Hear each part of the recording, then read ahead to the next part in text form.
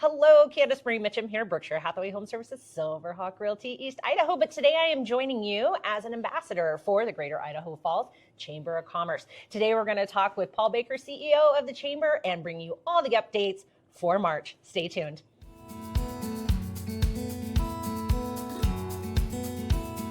So Paul, thank you so much for joining us today. Thanks for having me. I'm so excited. What's going on? It's March. Yeah. We have a holiday. What are all the fabulous things the Chamber's up to? There's a lot. I'm really excited for this month. So I think like top of the month really for me is the Young Professionals Network.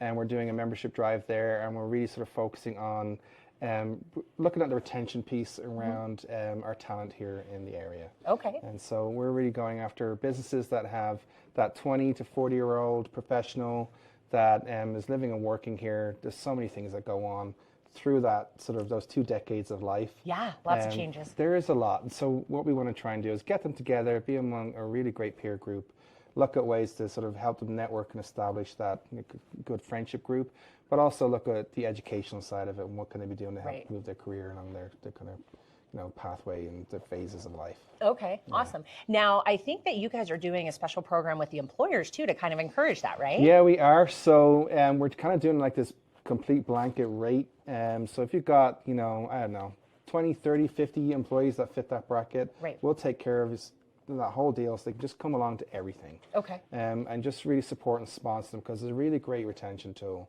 to tap into and sort of show your staff that you're invested in them.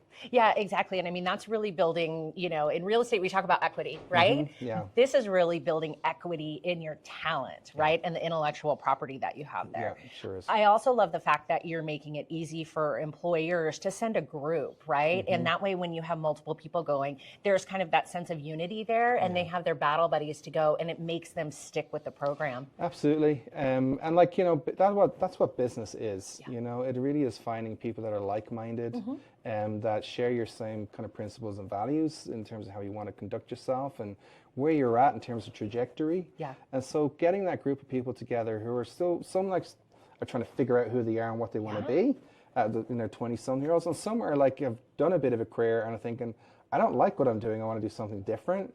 But also some are considering like, leadership positions and like, where do I go sort of enhance my career further and get into that senior leadership kind of role, So there's a lot that happens in that period of time. And so we're just trying to say, look, here's a great program, be a part of it. And it's all geared towards those folks who are going through all of that all at the same time. Right. Now, and then a lot of people, and I've had people say it to me, they're like, it's Young Professionals Network. I'm like myself, 47, right? But we still would invite people to participate, right? Kind of be more of a mentor type. Yeah, no, exactly. So again, that group are looking for people that can help support them and show them the way, and I think here in Idaho Falls, we have such a great sense of community that there's so many people that want to do that and be that mentor. And so trying to sort of match people up with the right group and the right individuals is something that we were going to do in the Chamber.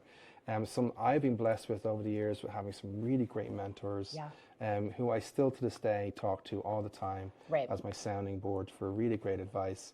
Even if it's something that I may not particularly want to hear or might be uncomfortable, I'm just grateful for that relationship that is based on trust and truth. And it's really helped me make some good informed decisions. So if we can have that here, then, our young people can do great things. Exactly. So I'm excited for that part of it. What else? We've got coming up sort of this month, several different events. We've got our lunch we just had yesterday, which was great. Yep. And we have our ambassadors lunch that comes up. That's next Monday. Yep. Twice a month. And so we have Kevin Call, I believe, is going to be coming to speak at that one. Okay. Which would be great to have him share his insights. So there's tons going on for ambassadors this month. We've got a ribbon cutting for honey baked ham. This Saturday, which I'm really excited for. Ham's probably up there in terms of like my choices of meats. Up there with steak. Yeah, it's fantastic. So I'm really excited for that. And then we're celebrating our 120th anniversary. And so we're having a big party on April 5th. So we're planning for that now. We've opened up our registration for golf. And I think we're full already. I think so. I think there's a waiting list at this point, There is, yeah. So we're full for teams, but we have sponsorship opportunities there.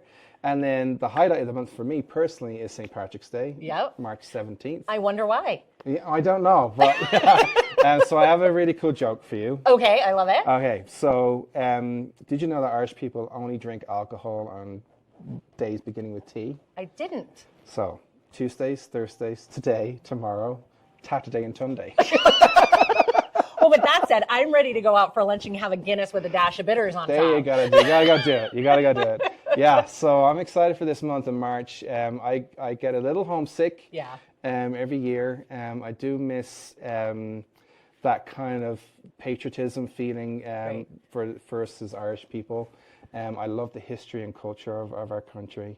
And so if I can bring a little bit of that into Idaho Falls, I'm all for it. Well, I'm in with you, so. Great.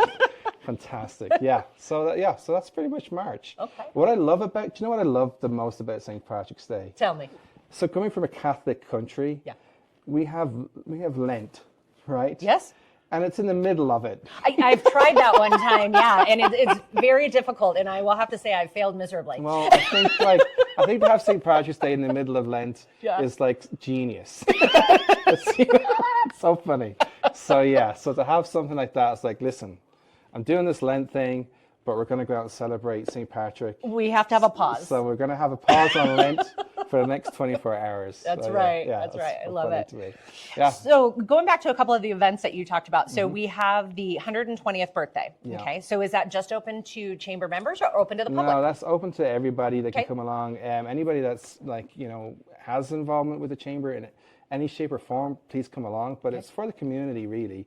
And so one of the cool stats I love about here is the chamber here in Idaho Falls, established in 1904, only 40 years after Idaho was established as a state, you know? So we're one of the older chambers in the country. And so I'm excited to celebrate and sort of mark the importance of really the chamber's had over the years. It's played an integral role in so many different ways.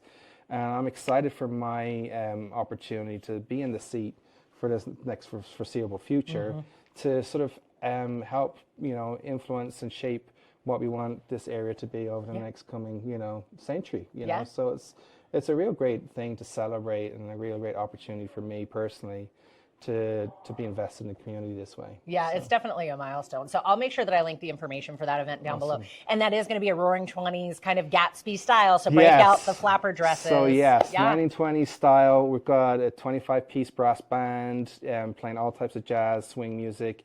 We've got a dance instructor that's going to teach us how to do the foxtrot.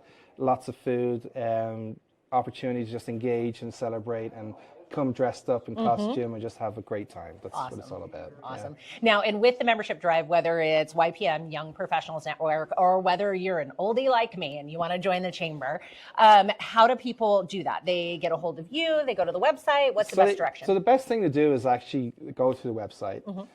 We actually just have a new website launched as of yesterday, and we're kind of really excited about that. Get on there, go onto the membership link, and just go through the steps. Sign up, and then you'll get a call from one of us who will walk you through what's coming up. You'll get 2 complimentary tickets to our chamber lunch, and then we'll have you come in, or we'll come visit you and sort of get to understand your business.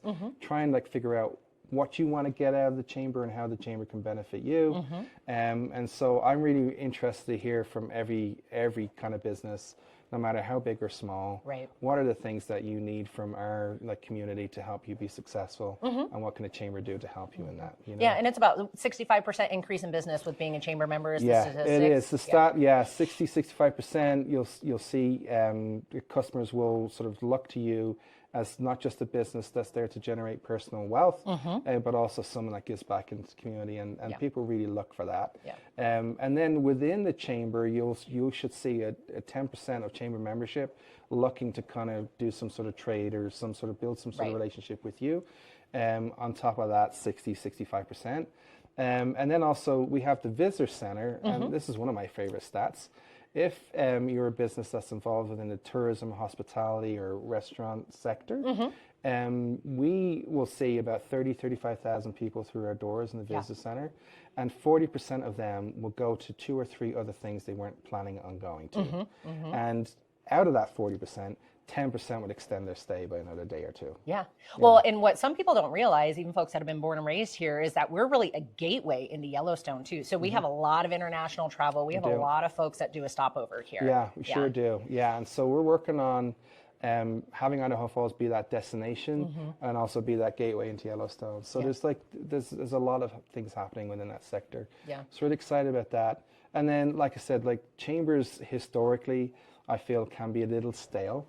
And so we're really focusing on trying to make this a real vibrant and fun and exciting place to sort of Well, you're absolutely doing it. I can tell you that because I've been in the chamber before you came in. And it's just a 180 in a very positive way. So we're very grateful to have you. Thanks. So please do reach out, and you can contact the chamber directly through the website, through Facebook, and let them know that you're interested. Again, part of my role as an ambassador is to talk to you too. So whether you're a big company here or whether you're a company of one like myself, we're happy to talk to you about how the chamber can benefit you as an individual professional, how it can improve your business, and also how it improves our community. So please reach out, let us know. And Paul, I'm going to guilt you into doing this with me every month.